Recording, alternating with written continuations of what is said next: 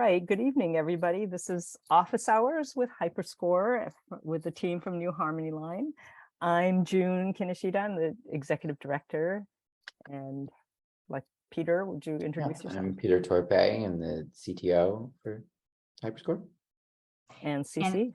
And I'm Cecilia Radovich, and I'm the Director of Education for New Harmony Line. Great. So what we want to talk about this evening is what do we do when we face the blank page, as it were, with Hyperscore? How do you actually start composing? We're going to assume that a lot of you out there teaching have not taught a lot of composing.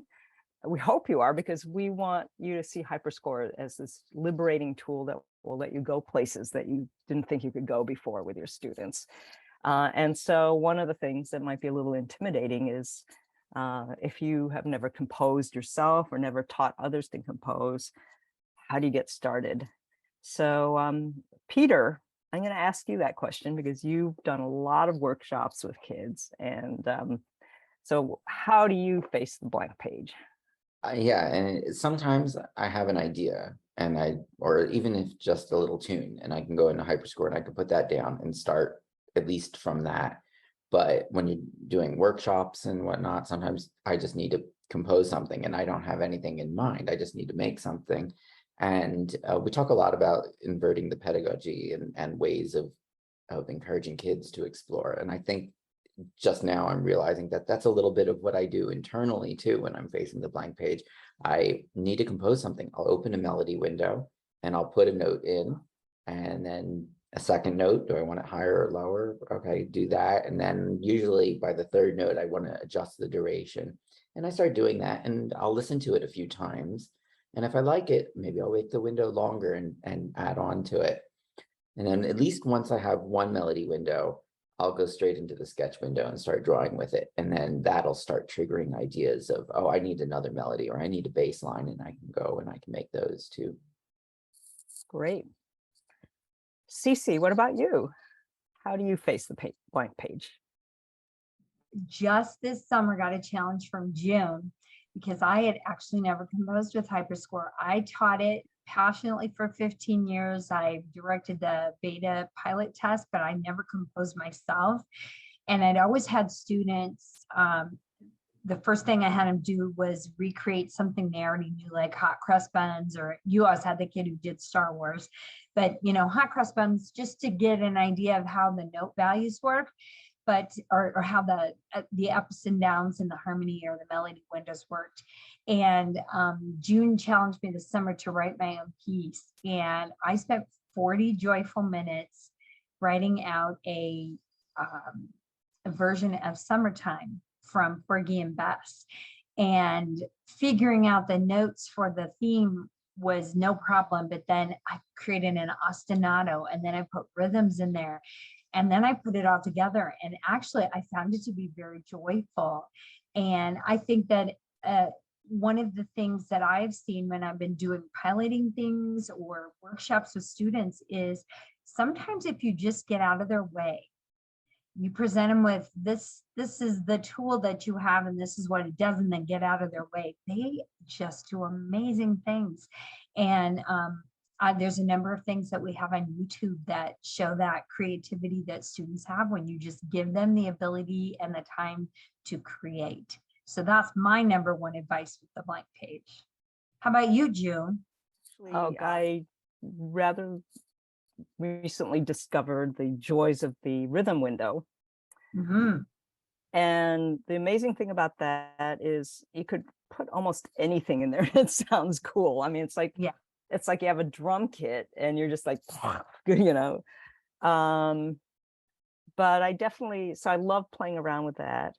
And it's also very easy to rhythm is repetitive often. So, you just like start creating little patterns and then juxtaposing other patterns. And I just like playing around with it and seeing how it sounds.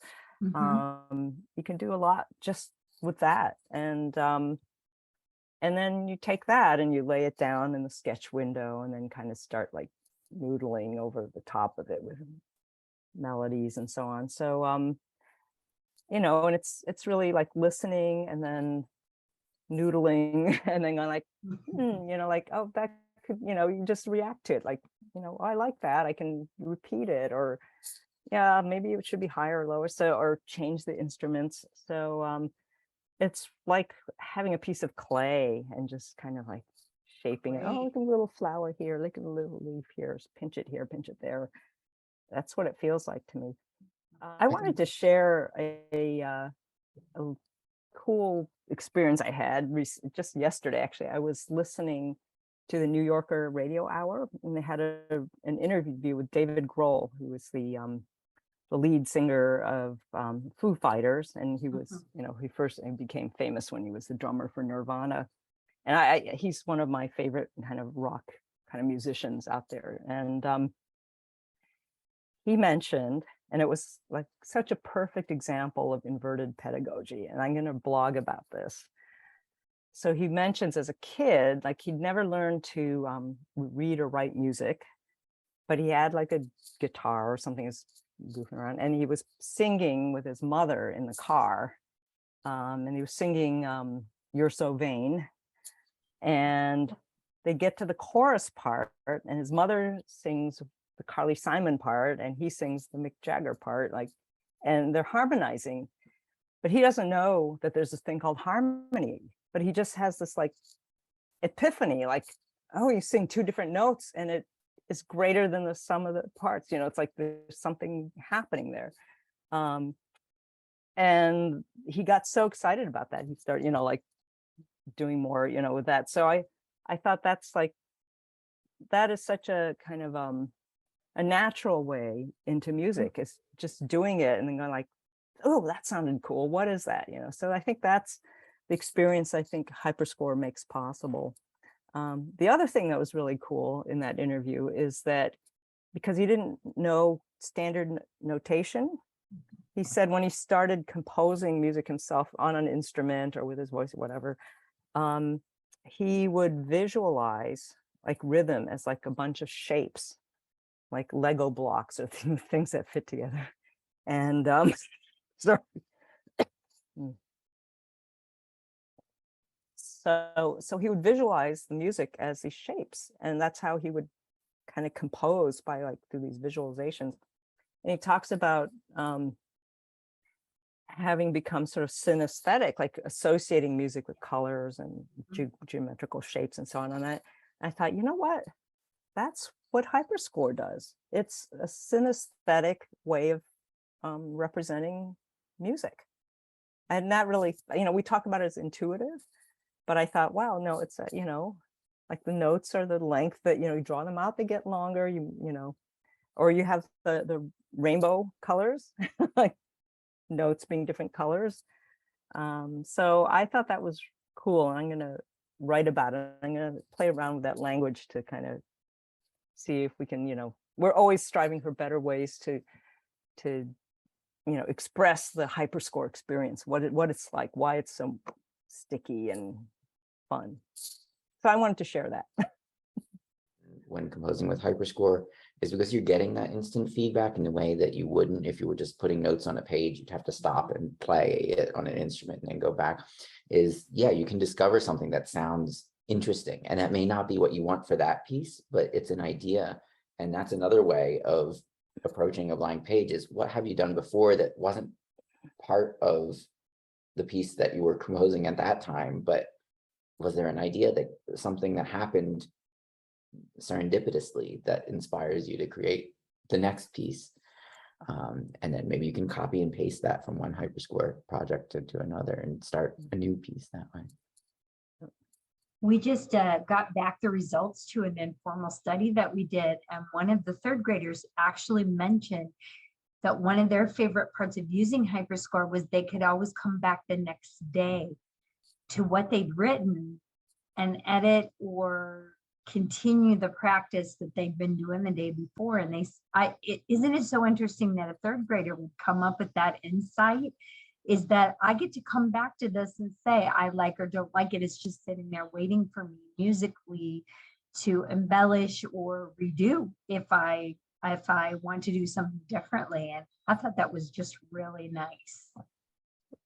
That's really interesting, because in traditional music classes, which, I'm all for learning how to perform instruments, although it is really hard to get good enough to where it's a gratifying experience, but still it's wonderful, but it is transitory. It's like it's in the moment and then it's gone.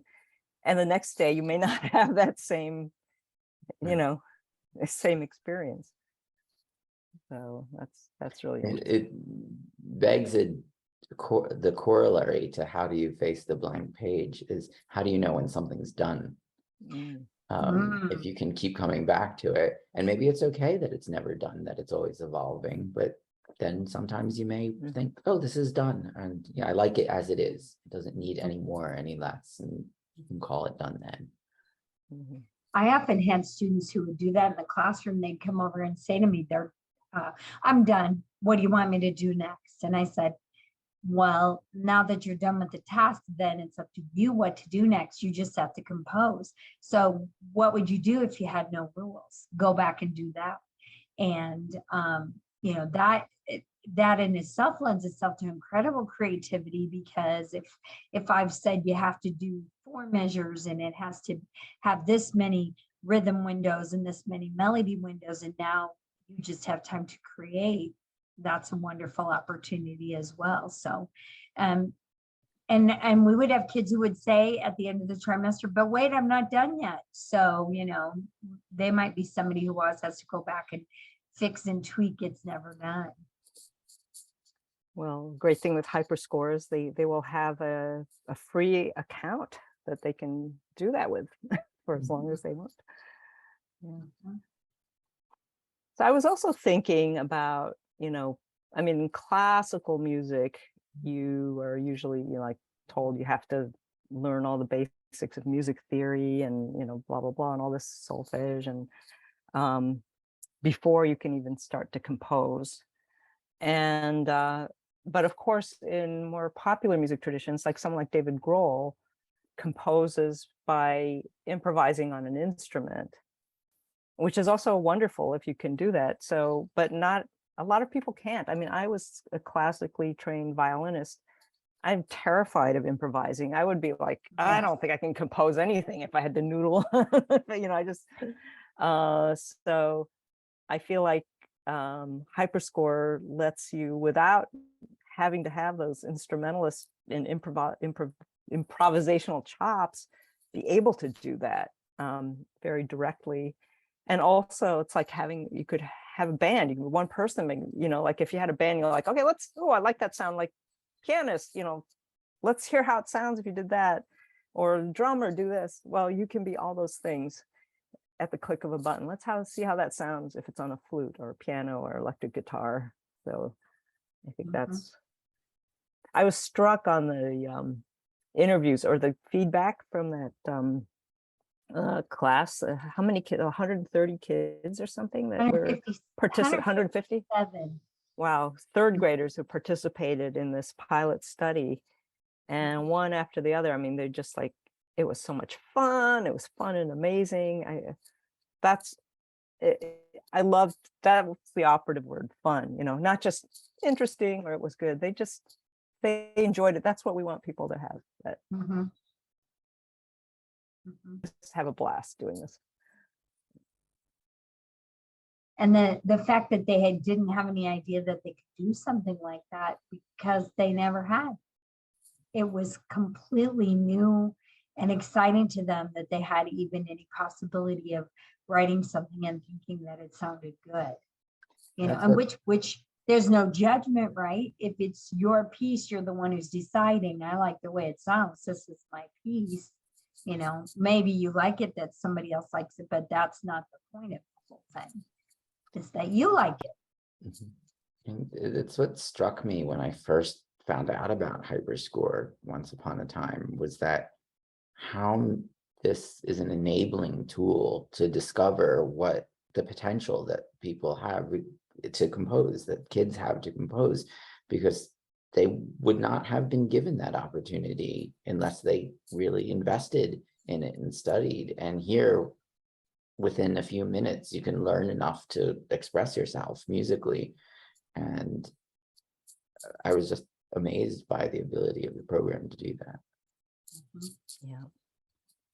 And I think for teachers, I think the main thing is to get out of the way Yeah. of kids, not be like, that's, should sound this way or that way, or, to not be the arts establishment critic, whatever, but just because I think it's when you let kids be free with their creativity, I think, you'll be amazed.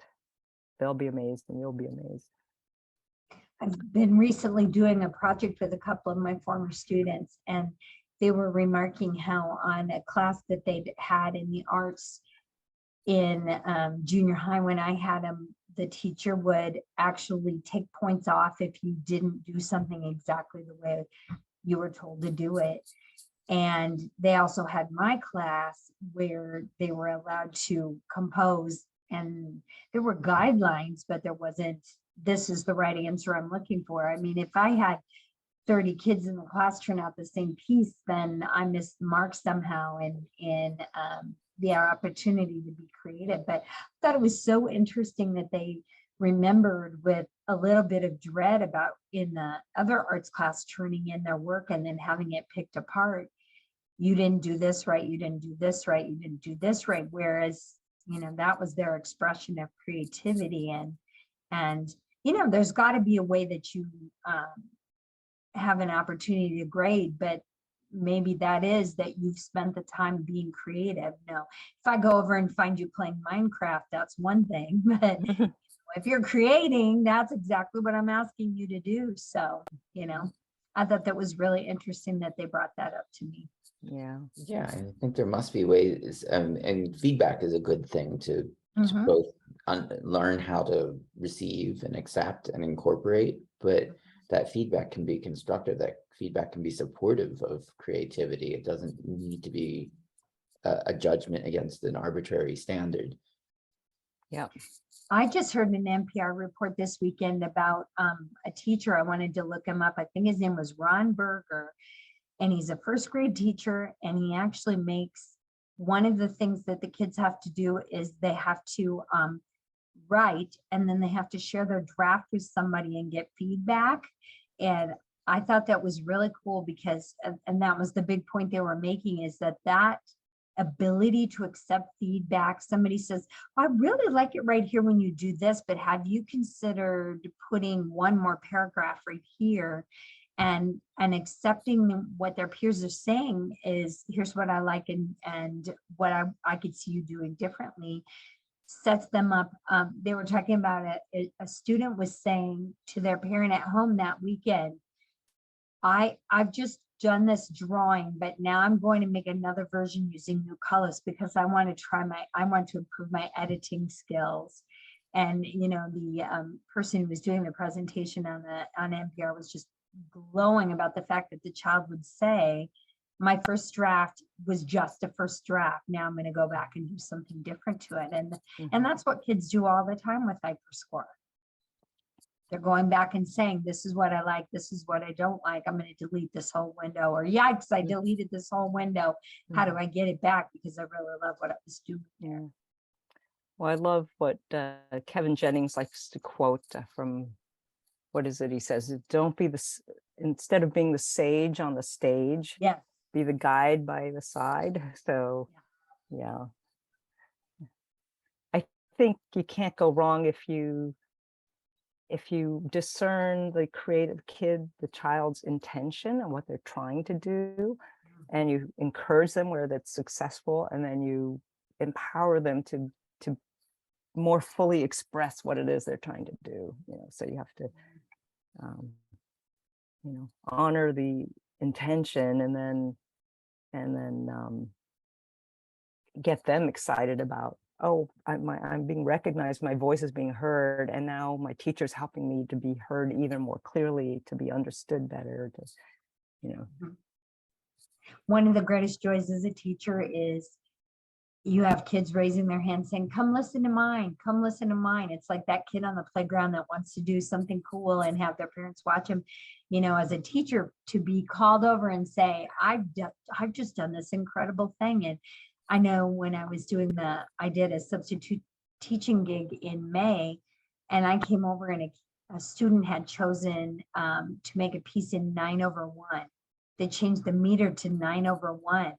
And I said, what made you do that? And they said, I clicked on it and I could do it. So I just did it. And it was really interesting to see what they were doing and how they were making that work, and that they really enjoyed that. And had I said, you can only use 4/4 as your time signature, that would have never happened. And, you know, what a neat opportunity for creativity with the tools that are right there. I didn't even tell them they could do that. She discovered it on her own. Yeah. Mhm.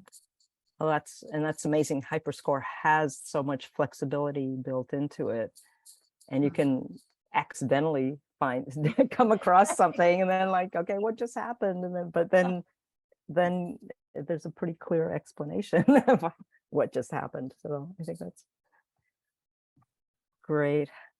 Well, that was fun. I think we can probably wrap up for the evening.